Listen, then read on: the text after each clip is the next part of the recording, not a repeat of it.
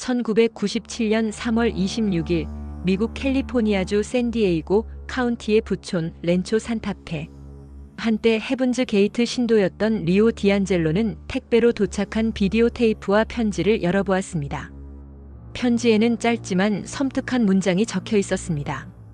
우리는 떠난다. 이번이 마지막 인사다. 이 메시지는 단순한 작별 인사가 아니었습니다. 리오 디안젤로에게는 깊은 불안감을 안겨주었고 그를 과거의 기억 속으로 이끌었습니다. 불길한 예감에 휩싸인 그는 과거 함께 지냈던 저택을 찾아 나섰습니다.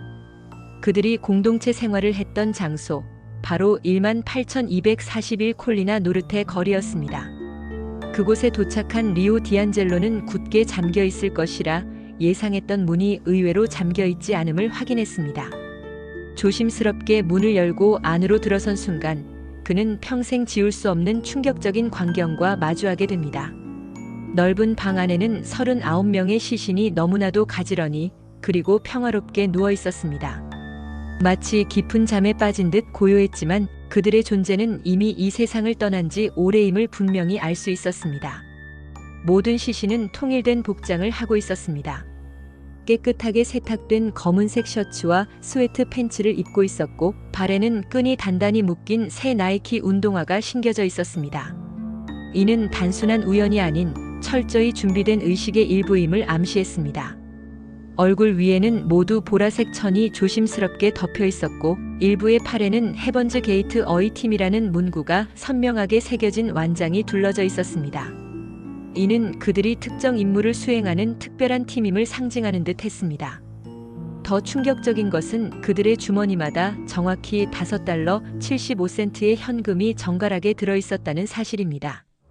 그들은 이것을 자신들의 영혼이 천국으로 향하는데 필요한 천국으로 가는 여비라고 불렀다고 합니다. 현장의 책상 위 컴퓨터는 여전히 전원이 켜져 있었고 화면에는 엑짓이라는 제목의 폴더가 선명하게 열려 있었습니다. 마치 마지막 메시지를 남기려는 듯한 모습이었습니다. 냉장고는 깨끗하게 정돈되어 있었고 싱크대에는 설거지 하나 없이 물 한 방울조차 남아있지 않았습니다. 이 모든 것은 혼란스럽거나 급작스러운 상황에서 벌어진 비극이 아니었습니다. 오히려 치밀하게 계획되고 빈틈없이 준비된 일종의 엄숙한 의식의 현장이었습니다. 이 충격적인 집단 죽음 사건은 곧 전 세계 언론에 대서특필되며 큰 파장을 불러일으켰습니다. 사람들은 이 사건을 헤븐즈 게이트 집단 자살 사건이라고 부르며 경악했고 이 비극의 중심에는 한 남자가 있었습니다. 그의 이름은 마샬 애플 화이트였습니다. 1931년 텍사스에서 장로교 목사의 아들로 태어난 마샬 애플 화이트는 어린 시절부터 뛰어난 음악적 재능을 보였습니다. 그는 성장하여 휴스턴의 성 토마스 대학교에서 음악 교수로 재직하며 겉보기에는 안정적이고 평범한 삶을 사는 듯 보였습니다. 그러나 그의 내면은 늘 깊은 불안정함과 혼란으로 가득했습니다. 그는 자신의 성 정체성에 대한 깊은 갈등과 사회적 편견 속에서의 고통을 겪고 있었습니다. 결국 한 남학생과의 부적절한 관계가 발각되면서 그는 교수직에서 불명예스럽게 해직되고 맙니다. 한순간에 모든 것을 잃어버린 그는 깊은 우울증과 정체성 혼란 속에서 방황에 빠졌고 삶의 의미를 찾지 못한 채 몇 년을 떠돌아다녔습니다. 그의 영혼은 안식처를 찾아 헤매고 있었습니다. 1972년 애플 화이트는 건강 문제로 병원에 입원하게 됩니다. 이 병원에서 그는 자신의 인생을 완전히 뒤바꿀 결정적인 경험을 했다고 주장합니다. 그는 병실에서 어둠 속에서 빛나는 존재들을 보았다고 말했습니다. 이 존재들은 자신에게 인류를 다음 단계로 인도하라는 신성하고 위대한 계시를 내렸다는 것입니다. 바로 이 병원에서 그는 운명적인 만남을 가집니다. 간호사였던 보니 루 네틀스를 만나게 된 것입니다. 점성술과 신비주의 그리고 영적 현상에 깊이 심취해 있던 보니 루 네틀스는 애플 화이트의 기이한 체험을 단순한 환각이 아닌 신의 계시로 굳게 받아들였습니다. 그녀는 애플 화이트에게 우리는 요한계시록에 기록된 두 증인입니다. 하늘이 우리를 선택했어요 라고 확신에 찬 목소리로 말하며 그의 주장에 신성한 의미를 부여했습니다. 두 사람은 서로를 두아티라고 부르며 자신들이 인류를 구원할 새로운 종교적 사명을 띠고 있다고 자처했습니다.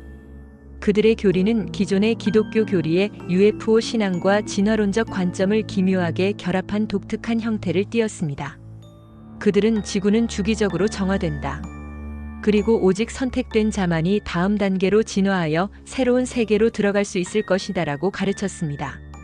이 메시지는 혼란스러운 시대의 많은 이들에게 희망과 동시에 불안감을 안겨주었습니다. 1975년부터 애플 화이트와 네틀스는 미국 전역을 돌아다니며 자신들의 교리를 설파하고 신도들을 모으기 시작했습니다. 당시 미국 사회는 베트남 전쟁의 패배, 워터게이트 사건으로 인한 정치적 불신, 그리고 경제 불황으로 인해 극심한 혼란을 겪고 있었습니다. 많은 사람들이 기존 가치관의 회의를 느끼고 새로운 삶의 의미와 영적인 안식처를 갈망하던 시기였습니다. 헤븐즈 게이트는 이러한 사회적, 정신적 공백을 파고들며 빠르게 추종자들을 늘려갔습니다. 신도들은 헤븐즈 게이트에 합류하면서 기존의 이름과 과거의 모든 삶을 버리고 새로운 이름을 부여받았습니다. 가족, 친구와의 모든 연락은 철저히 단절되었고 그들의 삶은 오직 공동체 내에서 애플 화이트의 엄격한 지도 아래 이루어졌습니다.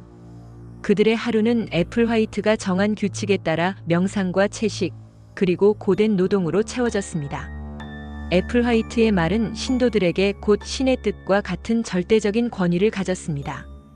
그는 육체는 영혼을 담는 일시적인 껍질에 불과하다. 인간의 세속적인 욕망은 영혼의 진화를 방해하는 장애물이다라고 가르쳤습니다.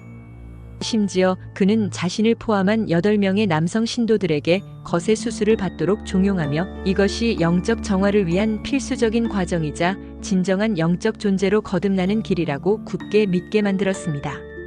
이처럼 극단적인 행위는 그들의 믿음이 얼마나 깊고 맹목적이었는지를 보여줍니다. 1985년 보니 루 네틀스, 즉 티가 간암으로 세상을 떠나는 사건이 발생했습니다.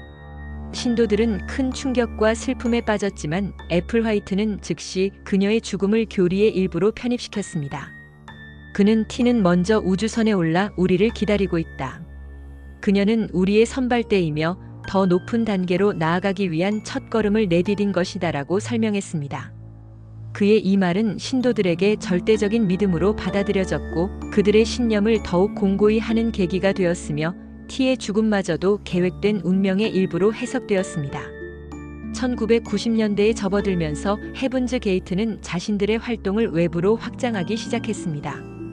그들은 하이어 소스라는 이름의 웹디자인 회사를 설립했습니다.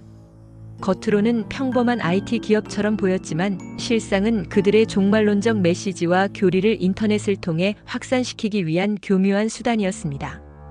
그들의 공식 홈페이지에는 이렇게 선언하듯 적혀 있었습니다. 지구는 곧 재활용될 것입니다. 이것은 당신에게 주어진 마지막 기회입니다. 새로운 세계로의 이주에 동참할 자는 준비하라. 이 메시지는 인터넷을 통해 수많은 사람들에게 퍼져나갔고 잠재적인 추종자들을 끌어들이는 데 사용되었습니다. 1995년 7월 아마추어 천문학자 앨런 헤일과 토마스 밥이 역사적인 발견을 했습니다. 바로 헤일-밥 혜성이었습니다. 이 혜성은 유난히 밝고 거대하여 많은 이들의 관심을 끌었습니다. 이듬해 한 아마추어 관측자가 혜성 뒤에 거대한 미확인 물체가 따라오고 있다고 주장했습니다. 이 주장은 과학자들에 의해 곧바로 부정되었지만 마샬 애플 화이트는 이 소식을 자신들의 교리를 완성시키는 신의 신호로 받아들였습니다.